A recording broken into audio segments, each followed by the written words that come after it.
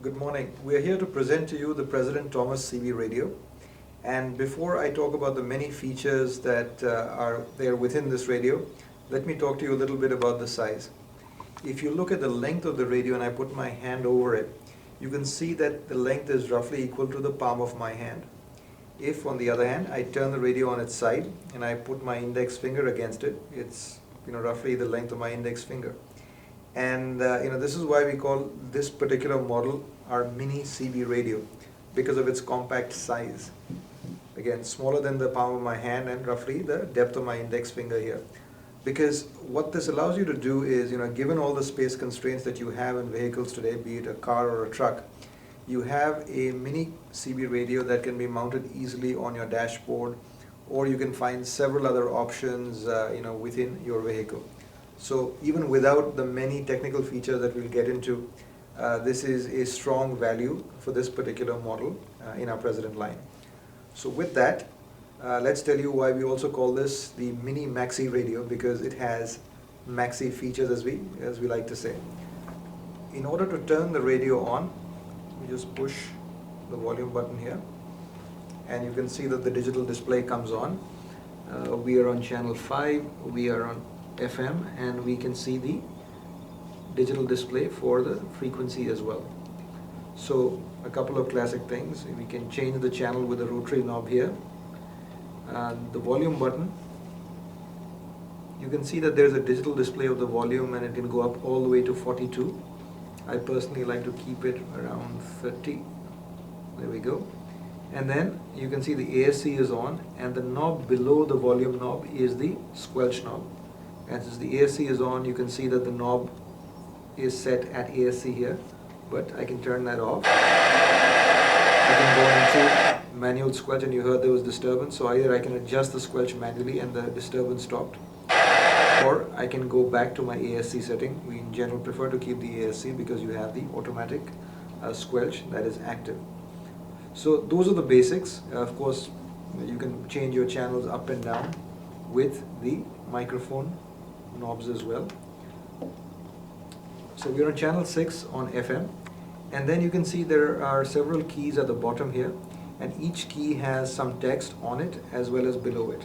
And the general logic is, if you give a short push, the function on the key is executed. If you give a longer press, the function below the key is executed.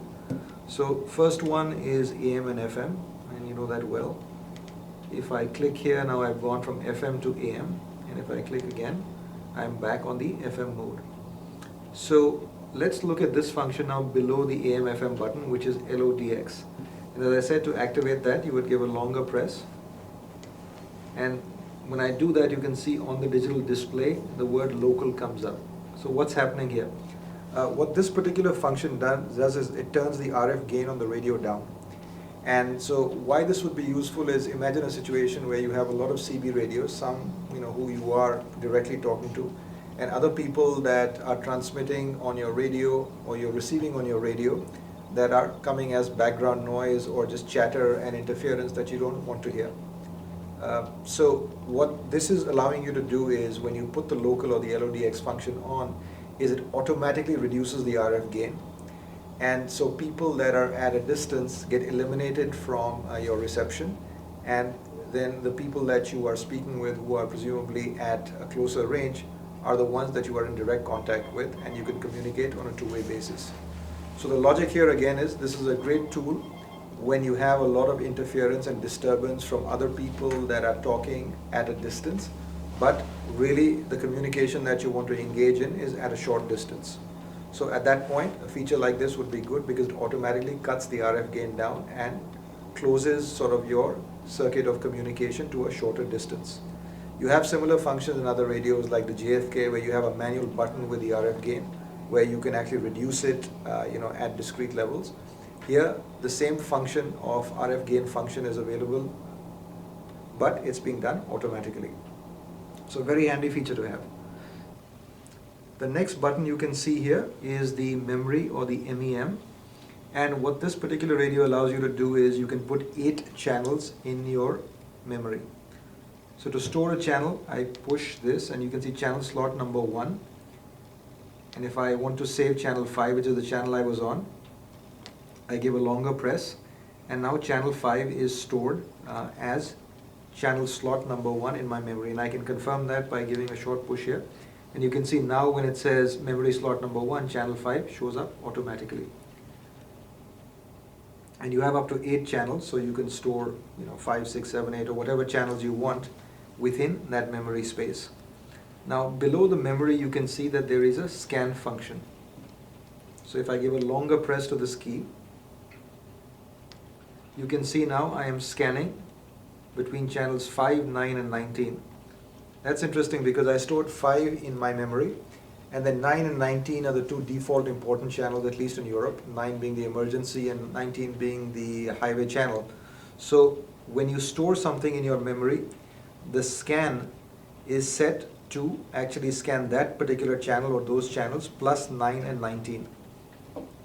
There is also a way to change that setting, and we'll show you that at a later point, where you can deactivate the selective channel scan and scan all 40 channels.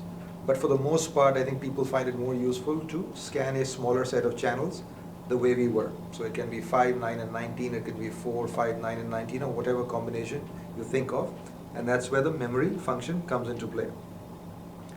The next feature on the radio, the next button, you can see the letters NB/HIC printed on. This is essentially the noise blanker and the high cut function. This particular radio has a lot of different options to manage the comfort of your communication experience. So obviously it has ASC, we've talked about the LODX, and the NB and the HIC are yet another aspect of that. The noise blanker basically eliminates parasitic noise and a few other disturbances that you might have around your radio, and the high cut eliminates high frequency disturbances. To use this is very simple. If I give this button one press, you can see the letters NB that show up. So at this point my noise blanker is active. If I give the button one more press, you can see the NB disappears and I have HIC or high cut that is active. So only HIC is active at this point. If I give a third press, you can see that HIC and NB are active at the same time. And if I give a last press, both of them disappear. So you have the possibility of using either of the two functions or both or none depending on your situation. So again, a great deal of flexibility in managing the comfort of your communication experience. Then below the NB-HIC, you can see that we have the MON or the monitor function. What this lets you do is it allows you to turn the squelch off with one button push. So if I give this a long press, you can hear that the squelch is turned off and I have this consistent sort of background noise coming on. And if I give it another long press, the squelch is back on and the monitor is gone. You might be asking yourself as to why you would ever do this. Well, the answer is quite simple. When you have a communication partner that is leaving your range of communication, the simplest way for you to continue the conversation without breaking up is to shut the squelch off. So you might have an increase in the background noise, but at the same time, you get an extension of the range with your communication partner. It could be 10, 50% or more, just depending on the particular situation that you were in. So again, very nice feature to have, because with one button push, you can actually keep the continuity of your conversation for a further distance. The next button you've seen on a lot of radios, it's the channel 9 and 19, which are the priority channels. If you give the button one push, you go to channel 19. If you give it a second push, you go to 9. And if you give it another push, you come back to the channel that you started off with. Then below that you have the lock. And as you can see, when I push the lock key, I have the lock icon that shows up here, and now anytime I try to do a function here, I'm actually blocked by the radio. So it's a way to prevent unintentional manipulation of the buttons. So let's unlock, and as you can see, the lock icon is gone. The next feature I want to show you is the menu button here, and in fact the menu is a combination of different features embedded inside. So without further ado, let's take a look at the first one. If I give the menu button a light push, you can see the word CTCSS here that flashes, and it says off. If I want to change it, I will try to move my rotary knob, but you will see that I get an error function each time I try to do it. Well, the reason for that is very simple. CTCSS, which I will describe to you in a minute, is actually only supposed to be working with FM and not AM. So the first thing we need to do in order to use this function is to change to the FM mode. Now I am in the FM mode, and now I can go back here. You can see CTCSS flashing, and now when I move the rotary knob, you can see that I don't get an error message. You can see numbers with the word CTCSS above it. This will go all the way up to 38, and then it switches to the letters DCS, and I have more than 100 possible combinations on that. So to set a CTCSS, and I'll tell you how we use it in a minute, you just isolate or stop on the code that you want to select.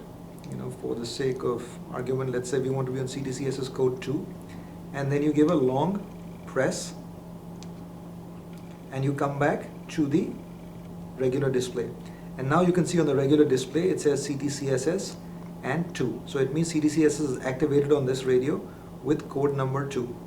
So what is CTCSS? We'll give you a practical demonstration in a minute, but the simple explanation is it is a way to partition your CB communication. What CTCSS will allow you to do is, if you want to talk to somebody relatively uninterrupted, you can actually partition your conversation by selecting the same CTCSS code on both radios. And what that means is a person who doesn't have CTCSS and or has CTCSS but is not using the same code as you will not be able to interrupt you while you are speaking. Since this is CB and of course it is open communication, they will be able to hear you, but they will not be able to interrupt you unless they are using CTCSS with the same code. And it doesn't necessarily apply just to 2 radios. It can apply to 100, 200 radios. There is no scalability issue associated with it. The important thing is to set the same CTCSS code on the communicating radios. And like I said, you have 38 CTCSS codes and more than 100 DCS. So it's quite easy to actually set the right parameters so that you can have a relatively uninterrupted conversation from third parties. Okay, so now that you understand the principle of CTCSS, let's give you a practical demonstration. And for the practical demonstration in the lab, we've just put 2 CB radios together, connected to 2 different antennas that you don't see. And of course, in the field, the way you would use CTCSS would be these radios would be far apart in 2 different cars and many kilometers apart, but the logic is the same, so we wanted to show you that. So on my left-hand side, we have the radio that you've been seeing through this demonstration, and you can identify it now with the orange display. And on the other side, you have a new President Thomas radio. And just to distinguish this, let's call it radio 2, we have the green display screen, and I'll show you how to change the color of the display screen later. But right now, for the purposes of demonstration, we have the orange radio and the green radio. On the orange radio, which we've been looking at before, you can see that the CTCSS is turned on, and we are operating with CTCSS, which you can see on your display with code 2. So let's see what happens when I try to transmit from a non-CTCSS radio, the green one, to the orange one. Testing 1, 2, 3, testing 1, 2, 3. Now what you saw was the SRF actually registers here when I try to transmit, but you heard nothing from the loudspeaker of the orange radio. And the reason for that is simple. It actually receives the message from the green radio, but when the message comes in, it looks for the same CTCSS code, finds that there is no code attached to the message, and therefore doesn't play back the message. So it's basically blocking the playback of the message because there is no CTCSS on the incoming message. Let's see what happens with the reverse. Let me try and transmit from the orange radio to the green radio now. Testing 1, 2, 3, testing 1, 2, 3. So now in this case, you probably heard the deeper and the booming voice from the loudspeaker of the green radio, and it shows you that the CTCSS function, when activated on your radio, doesn't block you from sending messages to a non-CTCSS radio. So you have the advantage in that case, whereas the person that doesn't have the CTCSS, i.e. the green radio, was not able to transmit to you because they are not working with CTCSS. So let's fix that. Let's actually take the green radio and put him on CTCSS also. You already know the procedure, quite simple. You push the menu button once, you turn the knob so that you have CTCSS code 2, and you give a long press, and now you can see on this screen as well the logo CTCSS appears, and you have channel code or CTCSS code number 2 underneath that. So now both radios, green and orange, are with CTCSS at the same setting. Testing 1 2 3, testing 1 2 3, testing 1 2 3. So now you heard the difference, right? When I transmitted from the green radio with CTCSS enabled, you heard the resonant voice playing from the loudspeaker of the orange radio. So again, with CTCSS enabled, both radios are able to talk together at parity. And as I mentioned at the beginning of the presentation, we've obviously put the two radios here together just for display purposes. The same logic will apply. There is no numerical limit. If you have 100 radios working with CTCSS in the field, within the CB range, of course, of a few kilometers, the same logic will hold true. And of course, we're just showing you this in the lab for simplicity with two radios. So with that, there are a couple of other features that we wanted to show you on the menu. So the first push, I go to the CTCSS, of course. The second one is the memory function, and right now you can see it's on. If I put this at off and I select it, when I go back to the main menu and if I push the scan, which you remember was a long press of the memory button, you can see now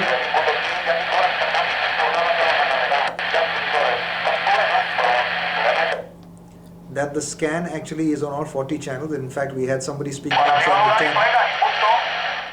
We have somebody speaking on channel 10, and hence it stops on channel 10. To continue the scan, of course, either they have to stop speaking or you press the memory button again. And so when you turn that memory button off, when you turn that option off over here, that's basically what allows me to scan 40 channels.